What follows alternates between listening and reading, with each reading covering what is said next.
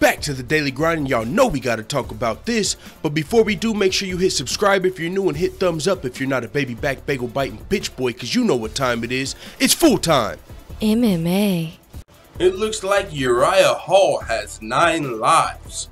Now, I don't know if that's too soon to joke, but Uriah Hall is coming off of, he was scheduled to fight Vitor Belfort. Now, the fight didn't happen. He had a bad weight cut. I mean, if you remember, it was not just a bad weight cut. Uriah Hall had a scare. I believe he had a seizure. Paige Van Zandt reached out on Twitter, said it was the scariest thing she had ever seen. And then after Uriah Hall had the seizure and was forced out of his fight with Vitor Belfort, Dana White came out and said, I heard he was out partying like the week before. He wasn't doing what he was told at the Performance Institute and stuff like that. So since then, Uriah Hall was booked against, you were going to fight Vitor Belfort, an older Brazilian legend. That didn't happen. He missed weight. Now the UFC had Uriah Hall scheduled to face Paulo Costa.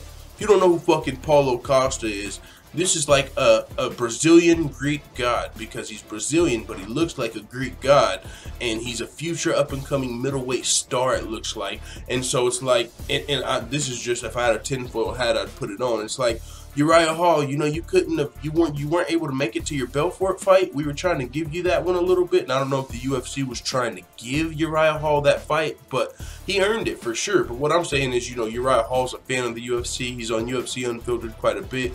Uriah Hall is also a fan favorite. Well, some fans.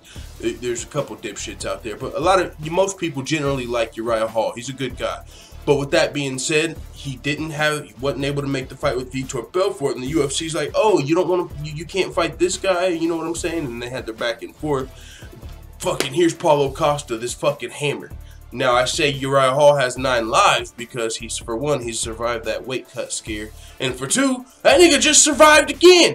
I wouldn't, whenever it was Uriah versus Vitor, I thought Uriah Hall was going to win. But whenever they put him up against Paulo Costa, I said, oh, you must have pissed off the matchmakers, OG. Paulo Costa is ready to fuck shit up. He's been ready to fuck shit up.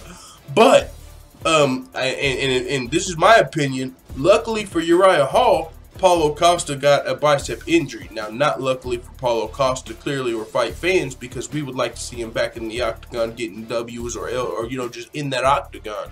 So it's not a W for us. But as far as Uriah Hall is concerned, you gotta wipe, just wipe that fucking sweat off, because you might have just dodged a bullet here, brother.